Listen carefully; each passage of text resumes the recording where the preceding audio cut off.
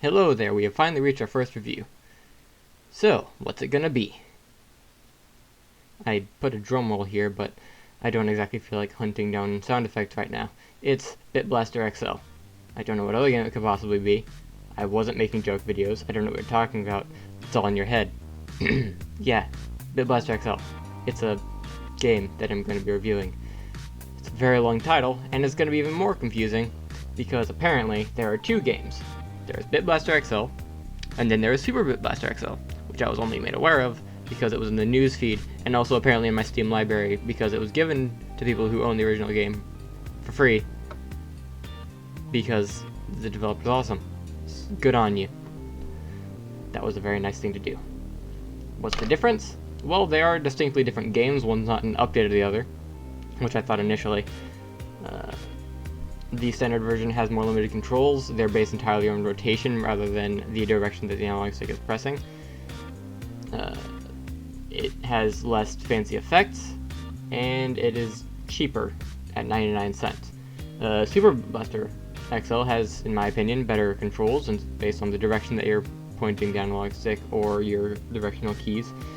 Has all the shiny effects, kind of lighting, I guess, lots of more particles.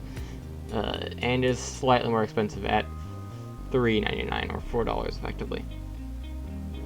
So, for some basic information, those two games, I've already said the title like a billion times, and it's starting to get difficult. Yeah, it's not possessed by. It is developed and published by. Okay, I'm not saying that name just for the sake of avoiding any particularly troublesome vocal stumbles. I know that's just his name with Vision at the end, but for the purpose of this review, and avoiding those aforementioned stumbles, I'm going to be referring to him as Nicholas Sight. Yeah, because that makes sense. Standard game, 99 cents. Super, $3.99. Already said that. It's the reasonable $3.99, not the dead chair meme. It's a retro-styled arcade shooter, as you can tell, again, from the screen. Lots of pixels, and lots of spaceships and asteroids and general chaos. It doesn't have an ESRB rating, as far as I can tell, but if I had to say, it's probably an E, because it's just pixels shooting at other pixels. Then again, technically speaking, I guess any violent game could be considered that. I have been playing Doom, and that could be considered at the most very basic level pixel shooting at pixels. Screw it, it's an M-rated game.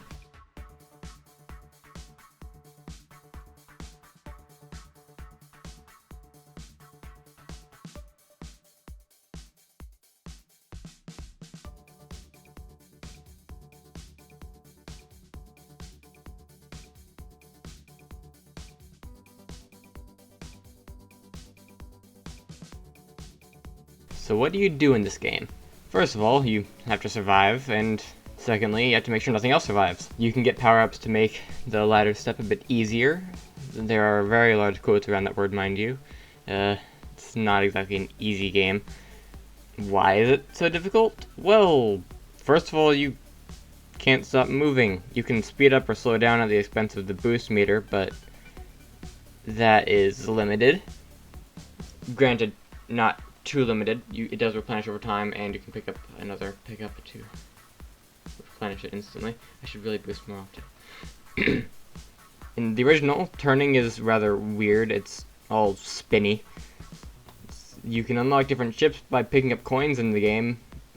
You pick up different weapons. There's a lot of different enemies. And a lot of enemies on screen. Period. Everything wants you dead. You're going to die, is what I'm saying. And then you'll go again, because that's how arcade games work. There's co-op too. That's fun. As with any game that lets you just play with a friend, it is local co-op, mind you. It's not online, though Steam does have the remote play together, which is nice. It does have, you can do that with it. There's also a versus mode, which is also local. That's less fun. As for the guide, well, it's practice, I guess, and find which weapons you like. That helps. I'm quite fond of the flamethrower and laser. They're good. I mean, this is a very simple game. I don't really know what else to put here. This one really just boils down to practice. There's not much grand strategy I can think of. Just don't run into things, don't die, and just to blow up the baddies. Pros and cons. Good, bad. Just because flaws and not flaws, but reversed order. Pros and cons, you get the point. The music's good for the pros. Each ship actually has their own song that'll play, so you can get a bit of a different experience with each ship in that regard. It is difficult, but is also fair. It's never really a situation where you feel like the game wronged you in some way. It also doesn't have any bugs that I've encountered. Co-op is good, as mentioned before. Pretty much any game is good if it just gives you the ability to play with your friends. And it's simple, so it works really well if you're wanting to play it in short bursts, which is my recommended strategy if you're going to be playing this game. It's not really a game that you sit down and play for a long time. I only have about 4 hours in it, at least for getting footage for this review. And for the cons, there's not a whole lot here. The versus mode, as I mentioned before, is rather flawed and just pretty much boils down to who gets a good weapon first.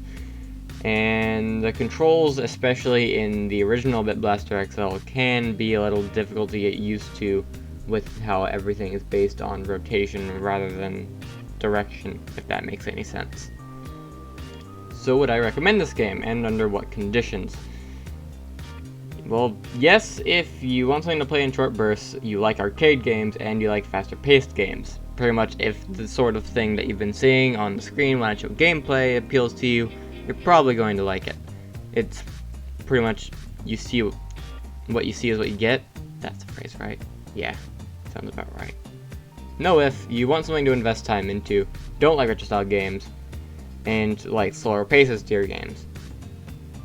If those are the things that you tend to enjoy more, then you're most likely not going to have a particularly great time with this game. So it all boils down to, did I enjoy the game? And if you've been listening, then you probably can tell, yeah, I did. I had a lot of fun with this game. I did have a lot of trouble getting into the original Bit Blaster XL, mainly because of the aforementioned spinny turning. But it's become a go-to of sorts for me and my friends when we're waiting for someone else to show up in a call or something like that. It just works really well to play while that sort of thing is happening, since it doesn't require much investment in time. Well, it is difficult, like I said before, it does feel fair, and if you die, it's pretty much on you to get better, which is just the best type of difficulty, if you ask me. So, that was my first review. How'd I do? That rhymes, apparently. See you all in a few? Sorry, got carried away with that. I don't really know how to end this, so, here's my best run where I got my high score. Enjoy watching me fail, and if you get it, let's see if you can beat me. I mean, you probably can. Not that difficult, really. See if you can, nonetheless. It's a challenge either way.